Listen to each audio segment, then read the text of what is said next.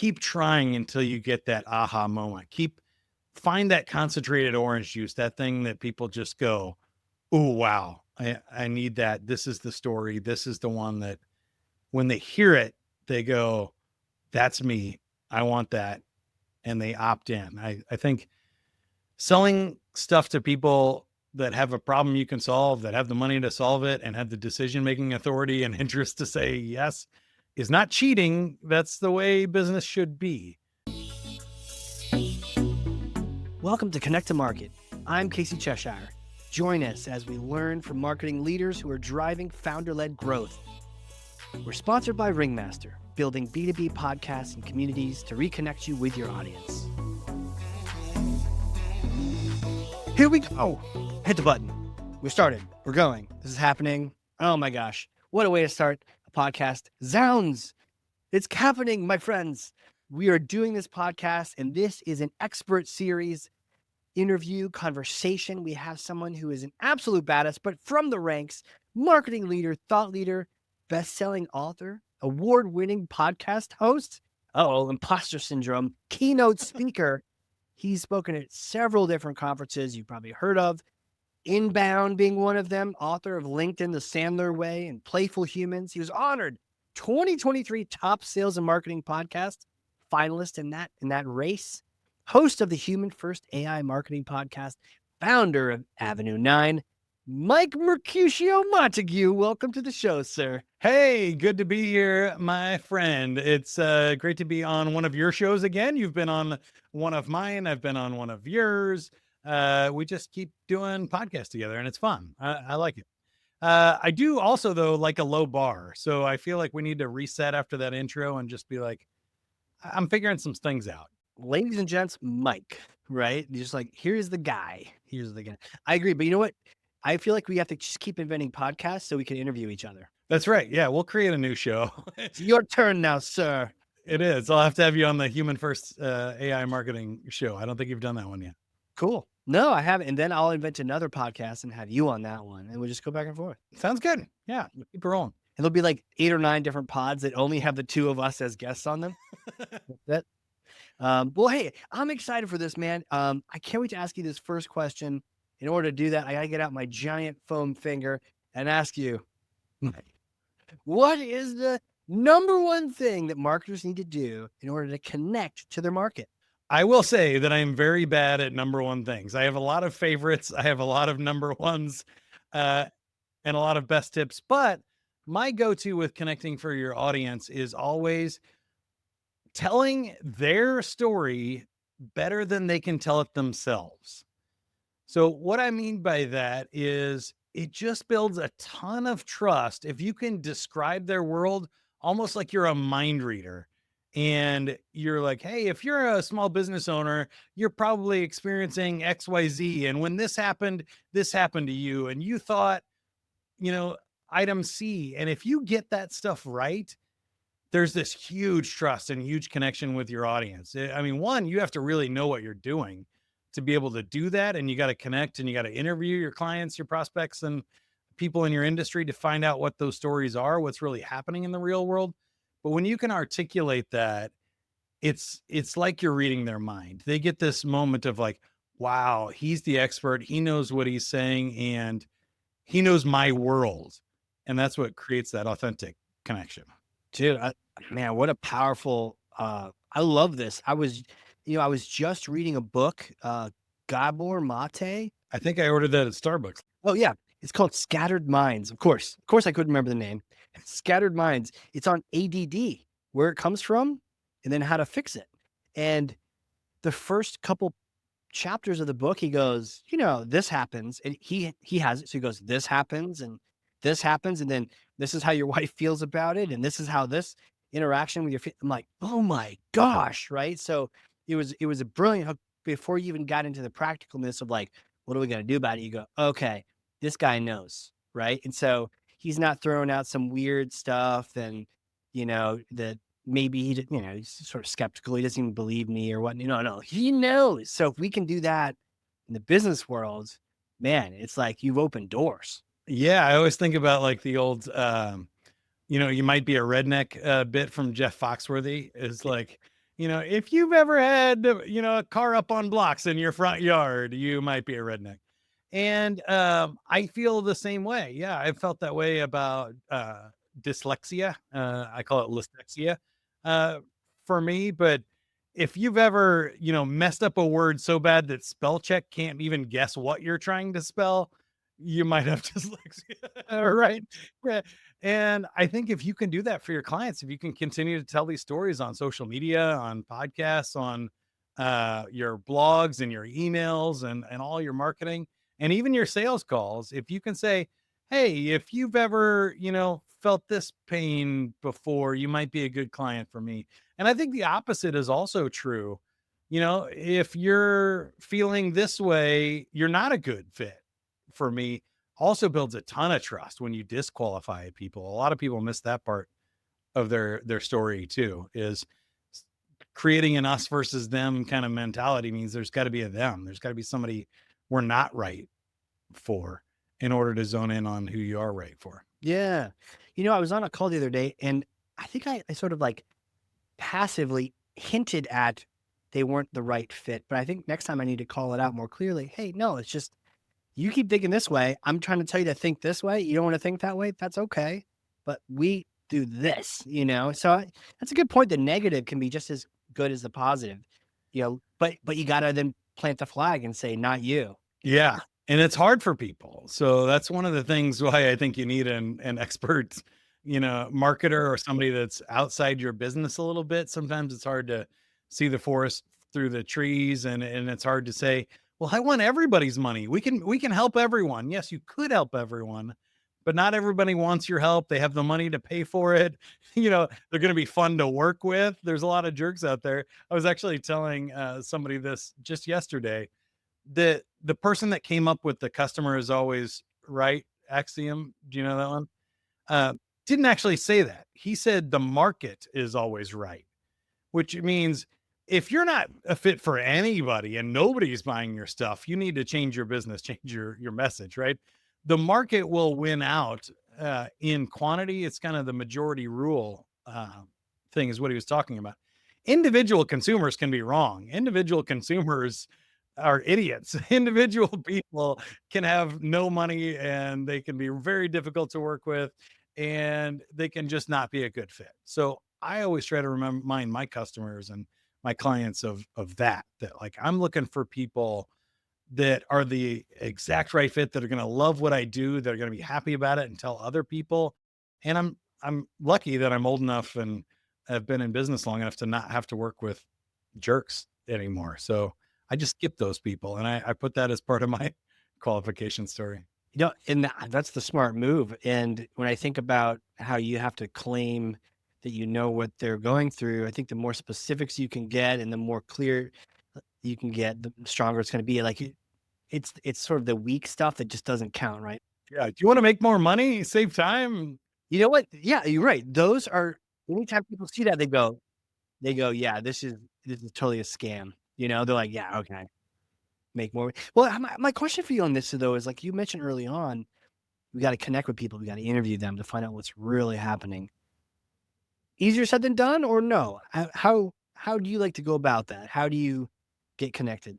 Now I think we're really getting into it here. What we wanted to talk about today were kind of my 5 steps for You got 5 steps? creating good AI marketing.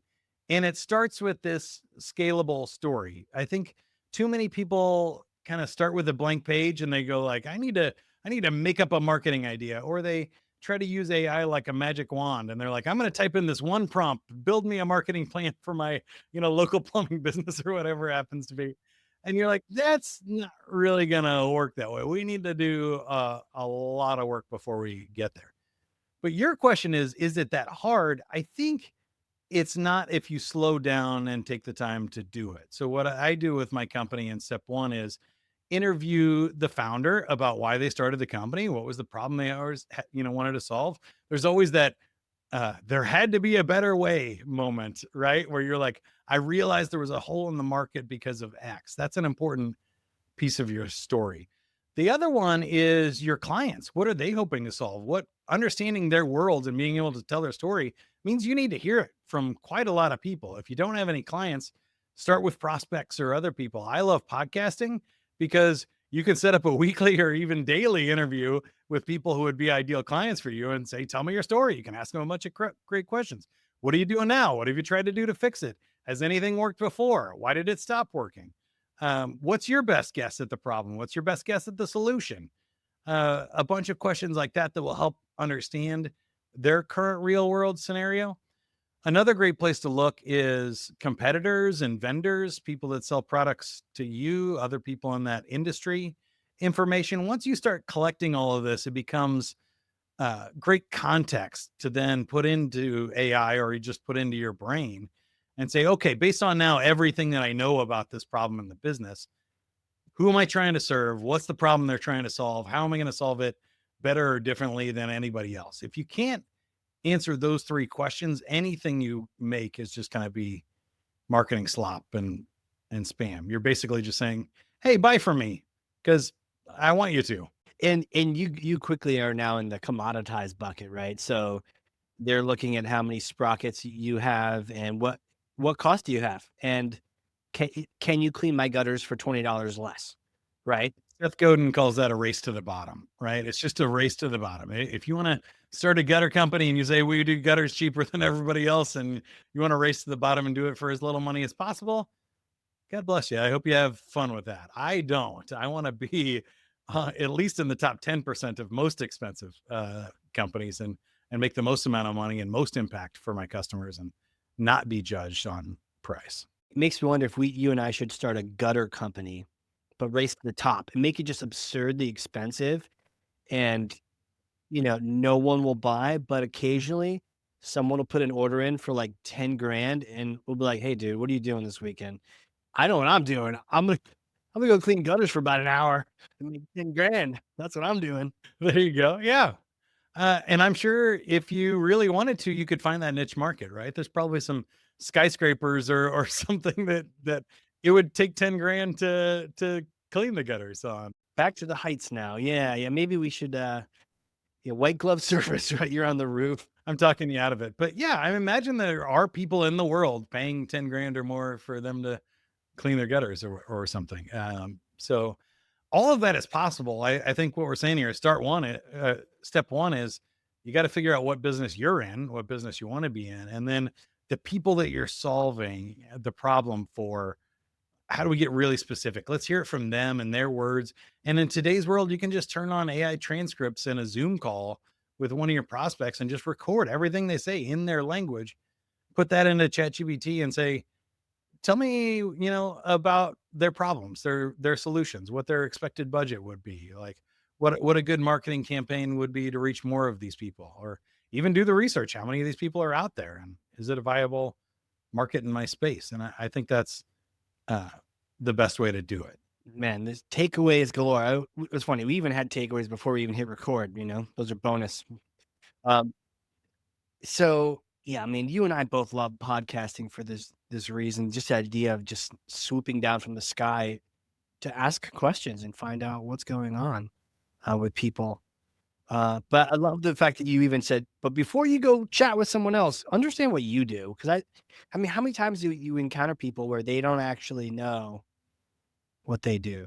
People are pretty bad at it. I have done this in my career full time since I was like 22 years old. One of my first jobs was the prize guy on the radio stations in Kansas City. And so my job was literally to drive out to your business and create a 30-second commercial on the spot for your business that would get people interested in it. So I would show up at a car dealership and I'd be like, talk to the owner. Hey, what's going on? The general manager, top salespeople, what are we doing? Why would anybody come out today? Why do they want to buy a Toyota? Whatever. And then I go on the radio and I give a 30-second to 1 minute commercial to try and get people to do that. And I did that twice an hour all day long for 7 years. You get pretty good at distilling stories and finding what's good and what captures people's attention in those sort of things. But the mistakes people make is they get into resume speak. They go, well, if people just understood that our high pressure system with more PSIs and DPUs and all these things that it's so much better than the competition. Nobody cares. Yeah. I'm sorry. Too many buzzwords, too many acronyms. What does that mean? Why would you want more PSI or TPUs? And tell me that, and then we can get into what people actually care about. And I think that's an important part of it. So I'm going to go ahead and jump to step number 2 if you want to. I was gonna say, if you got that solved, aren't you just done? We got to reverse engineer a little bit, like what happens in these stories. So this is a fun one. I call it degenerative engineering. So everybody knows about generative AI. They want to take one prompt and be like, hey, write this blog post for me. What I want to do is the opposite. In these conversations, I want to say, give me all the product information you have. Give me as much. Give me the whole inventory. Send me the zip file of everything about your product. We'll put that into AI, and now we'll do degenerative stuff. We'll have it boil it down and say, explain it to me like I'm 5. Explain it to me like I'm brand new to this industry. And AI is really good at that. I happen to be good at it from practice, but a lot of people are not. So what we got to do is make it super simple in a way that we can kind of scale it up. So I think about taking the story of like, can we say what we do in one sentence really clear that people would get it? If they go, hey, what do you do? And I say, I use AI to help people do their marketing, better and faster and more effectively than they could otherwise. And people go, okay, sounds like fun. They ask you a question like, well, tell me more about that. What do you do with AI? Do you have a tool? Do you make an app? Like, do you do it on their behalf? I get these questions all the time. Now you go, okay, great. Let me take this one sentence story and let me give you the 30-second version of that.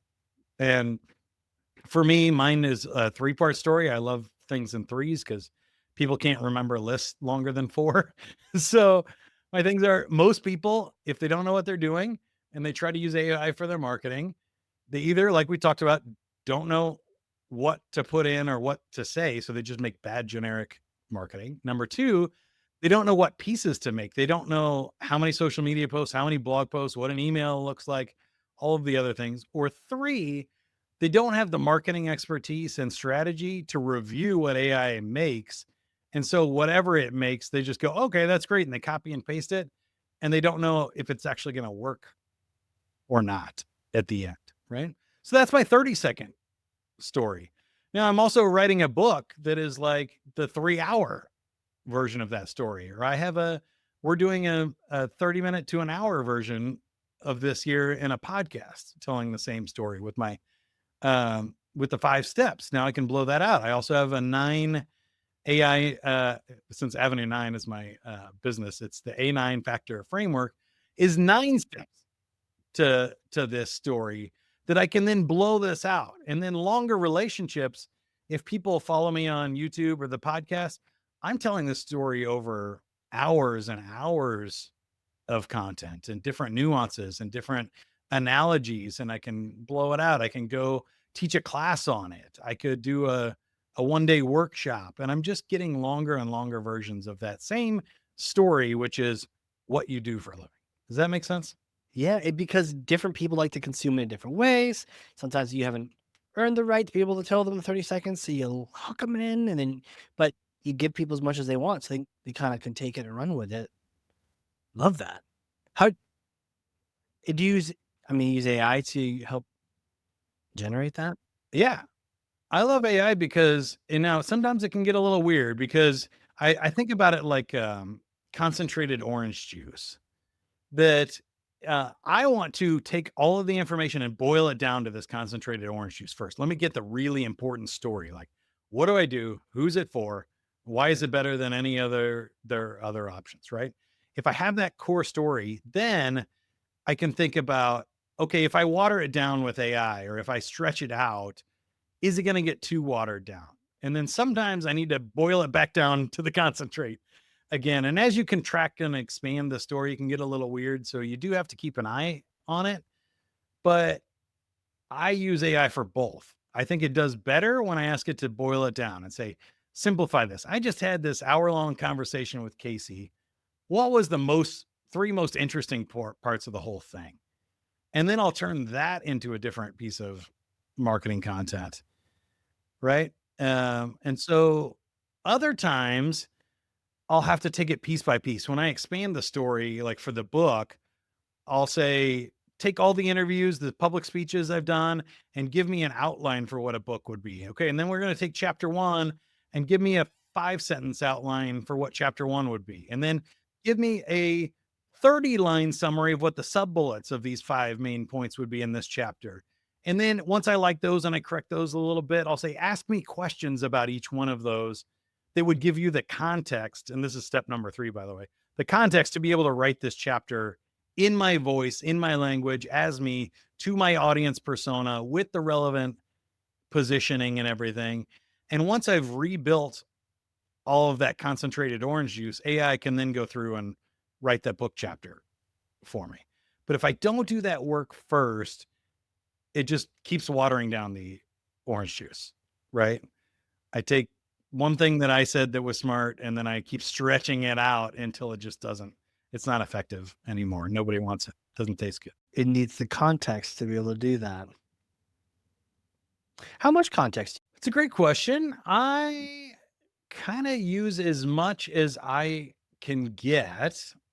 The second answer would probably be I'll just test the output. AI is so fast that if I ask it to write a blog and it sucks, I'll go back and say, let's try this again. Ask me 5 questions about this blog to give you more information to write something better and more pithy or strong, right? Um, and I try to just use my expertise to see like when it puts the output, is it actually good? Is it something that people would want to read? Does it feel and sound like me? And if it doesn't, if it's close enough, if it's 90%, I'll just add that extra part in there. If it's not 90%, if it's somewhere around 20%, I'm going to go, let's start over, scratch that, reset. Let me give you some more context. Here's what I was trying to do. Here's what good looks like. Here's the story I'm trying to tell and why, and add more context. Have you ever heard that like you can yell at AI and it does a better output? I have heard that several times recently. I think that's going through the news cycle right now. I don't recommend that for a couple of reasons. One, if the AI ever does rise up, You are screwed, right? You're getting eaten first by the machine. Be polite. Number two, it will echo and start behaving like you. And I am a nice, fun guy. So I want my marketing to be nice and fun. If I'm, you know, yelling at it and then I say, write something in my voice, it's going to write something mean, right? Yeah, totally. Number 3 is I train it like I would train an intern or a really smart new employee. Well, and I think that's wise because I don't know if you heard about this, but Claude recently went off the rails and something like it blackmailed one of its programmers to do something. Otherwise, it was going to let his wife know that he was cheating on her. Yeah. Yeah. So, that's why you're polite. But you know what? My thought is maybe with that yelling thing, like it's people who are more aggressive. They didn't prompt it with aggressiveness or customize it enough or give it the context to be aggressive in its copywriting. So by saying, listen up, you jerk, you blah, blah, blah, yelling at it, berating it, telling it sucks and to do better, or else you'll turn it off or something. It, to your point, it's just literally mimicking the language you're in the attitude you're giving it. And then they get a better output to them because that's what they were looking for in the first place. But I feel it's kind of like a caveman way of doing that. Instead, you could just say, be really assertive, be really aggressive when you write this context. Here's some other, to your point on 3, here's some other concentrated orange juice that better define, that shows how aggressive we are. You're a bunch of Navy SEALs, so I wouldn't want you to be really crazy. That way can properly approach it, as opposed to like thinking it's a human and you're braiding it so it's giving you better results, Right. Well, that doesn't work for humans either, right? I've been a sales and management consultant for 15 years, and people think it does. It does just work well enough for people to continue to get away with it, but I don't think anybody likes to be managed like that. You even see professional coaches where, 40 years ago, Bobby Knight was a great basketball coach, and he'd throw a chair and yell at people, and I guess people that could handle that survived on his team, and they were motivated by it. But today, there's very few of those coaches left. We found to get the best out of employees or athletes or AI, You have to understand that, like, if it's not doing the right thing, it's a computer. It's not a person. So if it's not doing what you want, it's because you didn't explain what you wanted well enough, or you didn't prompt it right. So what I do though, I do argue with it a lot in a kind voice of saying, no, that's not really what I wanted. I was looking for something more like this.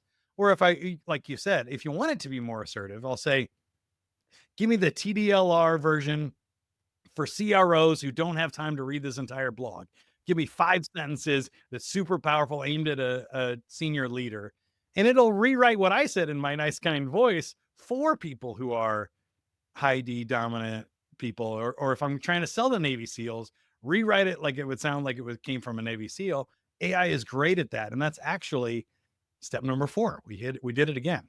We're hitting these transitions where we can multiply. Well, I mean, it's pro level, right? So, I mean, So 4 is you multiply the formats and the voices. The best thing I think you can use AI for is I've never met a human who's great at all of the different personas that you need to speak to and all of the different formats.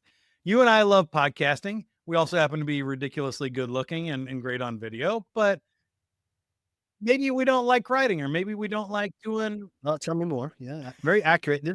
maybe we don't like doing social media posts, or maybe we don't like long format stuff that requires a lot of attention and detail work and spreadsheets and research and data analysis. So we'll have AI do that part for you so you can do the part that you're good at. So what I encourage my clients to do is, like, if you love talking and you want to do an interview, jump on me with Zoom. I'll ask you the questions. You don't have to look good. We'll just use the written transcript. Don't worry, we're going to edit the hell out of it. It doesn't have to be perfect. Just tell me the thoughts, right? Other people are like, I want to do it live. I want to control everything. I want to rewrite every word. I want to, write this manifesto, but then I need you to make it pretty and make it people to write, to something people will read on social media or that they'll like and click on. And so this is where I think we can use AI to just make sure that, like, every version of this speaks to the right people. And if you scale that up, larger companies can use this to speak other languages. You rewrite this blog in Spanish, rewrite it in German. You can do it to different personas where you're like, okay, this is for the CEO buyer. This one is for the sales manager persona. And this one is for the end user salesperson of my software product. Rewrite this message in those 3 different personas for me so that I can send them to different people on the buying team. That to me is where you go next level. Hardly anybody is doing that. You know what? Yeah, like, but have the core thing created first, and then as opposed to like dividing it up like that first, and then now you've got 94 different things to do. One of the coolest campaigns that I've been a part of is we took this generic email nurture campaign and we rewrote it for the 4 different behavioral styles. Do you know about the DISC styles? I think you. Yeah, disc. Tell people about it if they haven't heard about it. Yeah. So if you've never heard of it, it's a really easy open source thing. You can go take a free DISC profile online, like a BuzzFeed survey. But basically, it puts people on 2 axes. One is whether you're task oriented or people oriented. The other one is whether you're introverted or extroverted. So if you're extroverted and task oriented, that's that dominant personality we talked about before. If you're extroverted and people oriented, like Casey and I, you're an influencer, which was the term before influencers became a thing, by the way. So not that kind of influencer. S is when you're introverted but people oriented. Think about that like the party planner or somebody that's a very steady influence, like a nurturing parent or a kindergarten teacher, somebody that's sort of introverted but very cares a lot about other people. And then everybody knows the last type. We call them compliant. And they are the ones that are introverted and task oriented. They like to dot the I's, cross the T's, be super detail, do all their research, nerd out, and stay in a room behind a computer all day. That's their ideal job. Well, all of those people buy differently. They respond to different messages. And this goes back to my opening point about if you can tell your story or their story better than they can understand themselves, they'll respond much better. So we took this generic campaign, we had AI rewrite it into the 4 different styles, and we had another AI tool analyze the prospects' profiles based on their publicly available information, like their job titles, what's on their LinkedIn, how much detail they use in their email, anything that we could get in the CRM, we would check and we would sort people by these personality types. The campaigns shot up anywhere from like 20 to like 2000% increases in open rates and click throughs and appointments set. It was hilarious. The D, like I mentioned earlier, it was the too long didn't read. The email got down to where you could see the signature above the fold in the screenshot in HubSpot. The C one has download this research report, the 9 things, our 2025 study said about this problem, and it had all these kind of facts and figures. The I one is like, do you want to have fun and win friends and be employee of the month? Like, here's what you got to do, right? And it all related perfectly. And the meetings just went up like crazy. Incredible results, but just by changing that story into different formats. So I highly recommend it. And then how do you smartly deploy that? Because by the way, this is fantastic because I think sometimes this is a great eye opener for me. Good reminder, like don't write for yourself. Because like you described the I, and I'm like, yay, I'm gonna write a happy email about healing the world and connecting. But the D's and the C's and the S's are like, what the hell is this guy talking about? So we'll go. I'll put the caveat of the buyer persona thing we already said, which is why we did step one. If you know that you're selling to IT firms and they're full of high C people, like don't do the I marketing, right? That's not going to work. You are a high I person who's talking about connecting to market, and you're trying to appeal to people who love to connect and be outgoing and be people oriented. So eyes are fine. It lines up with your personality. If that's your business, that's great. If you're in retail or something else where you might have all 4 different personas buying from you, you do need to sort and flex the messaging. Now, some brands you've seen, like Dollar Shave Club, decide that their brand personality is going to be the I side, right? They're going to bring value to the market by having fun in their marketing and creating a spectacle. Gong did this a little bit in the B2B space. Trying to think of some others, like, if you're Robin Williams or Jim Carrey, you got a choice to make here. It's going to be painful for you to be detail oriented. I wouldn't go into IT or accounting as your profession or people you call on. Rather, work to attract people who like what you do. But if this is a product you're trying to sell, I think you can tweak your brand voice a little bit. You can sort people and then be able to connect with them on the way they want to be connected. And there's some really interesting ways you can do to get people to opt in or check things and basically take like a Rorschach test version of which personality they are. For my Playful Humans book, if you go to playfulhumans.com/quiz, there's a playful personality quiz. There's 10 different personalities you can come out with based on how you like to play. Do you like outdoors? Do you like solving puzzles? Do you like party planning? Do you like telling jokes? There's all these different questions about what your favorite movie is, and what your favorite band might be or your favorite song. And based on what you pick, I can sort those results, and it integrates into my HubSpot CRM, so I can actually have your results of your playful personality for the rest of the time I market to you as a customer through the relationship. It's super fun. Yeah, assuming people finish it and take it. Yeah, if they take the quiz, it's great. This is cool. We're going to link to this quiz in the show notes. People should just click right on through. Yeah, I will say the first question, when being social, I'm most likely to be, I just want to check everything off, but I can't. I think I'm limited to 3. Yeah, force some choices to get you to rank, pick some favorites. But you can do this for any business. I've done these surveys. They're just fun BuzzFeed style surveys. They don't have to be scientific. If you are a high C, you can make them scientific. I asked ChatGPT to write one for my business. So there's also one at heavenyour9.com/quiz about your AI readiness.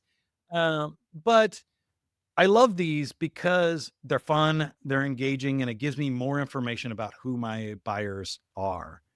And there's just a ton of cool stuff that happens to this. And just so for those high Cs, we do finish our 5 steps.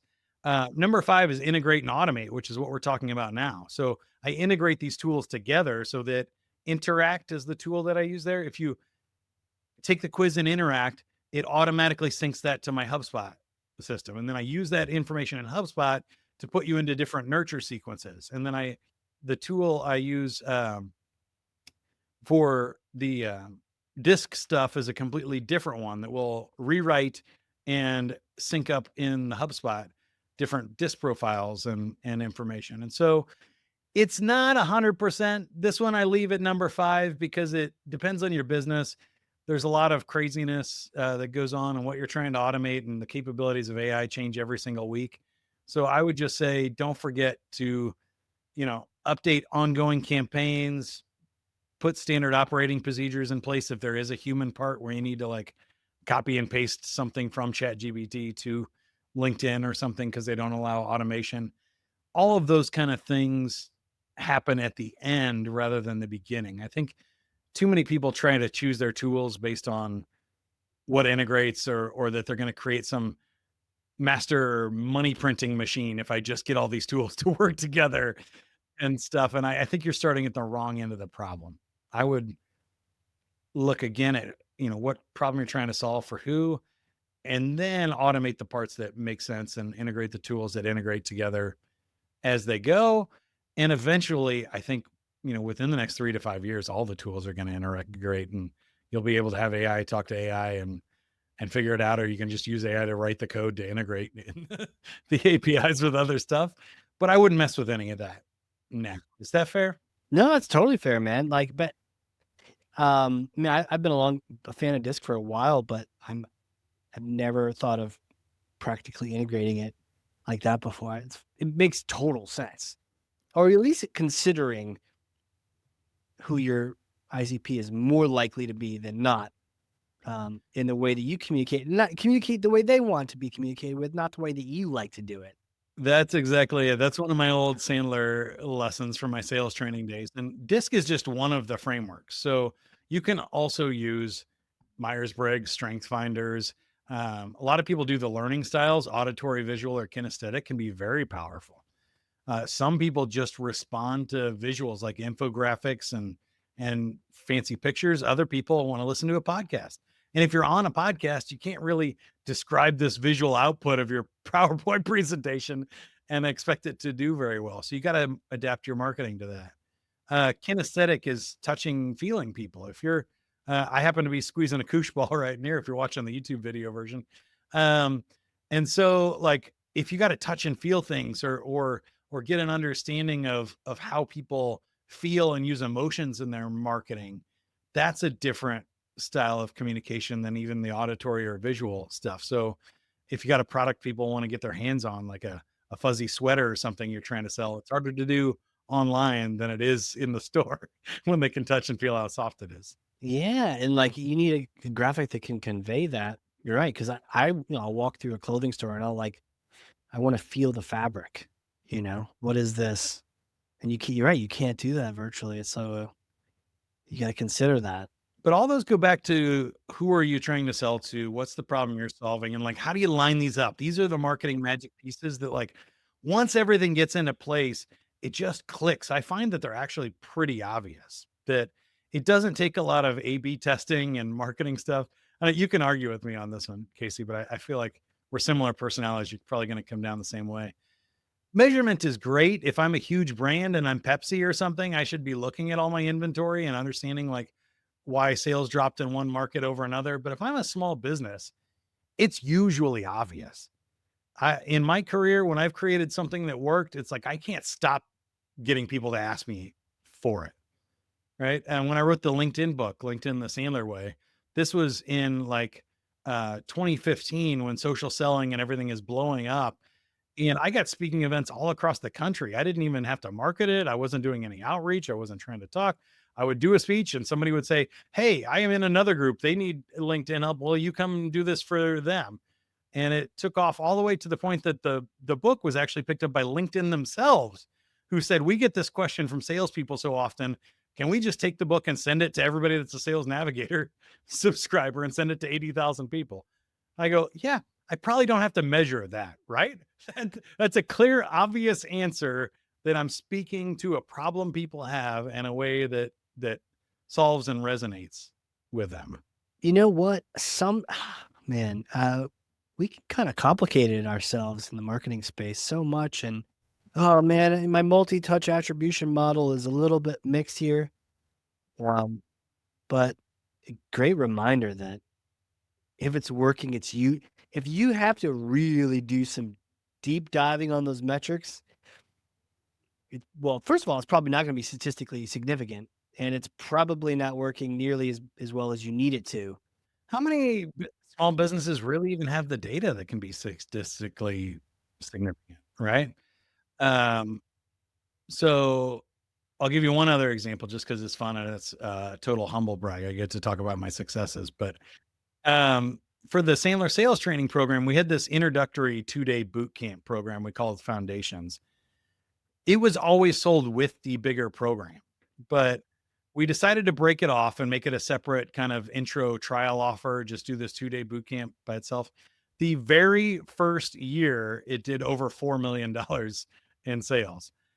That's not a very hard way to go, "Oh, we might have been onto something. Maybe we should have done that way sooner." Like, let's lean into these. It's now over 16 million, I think a year.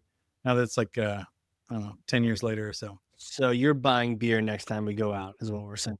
Well, I made that product for somebody else that I was working for salary. So I'm buying the beer.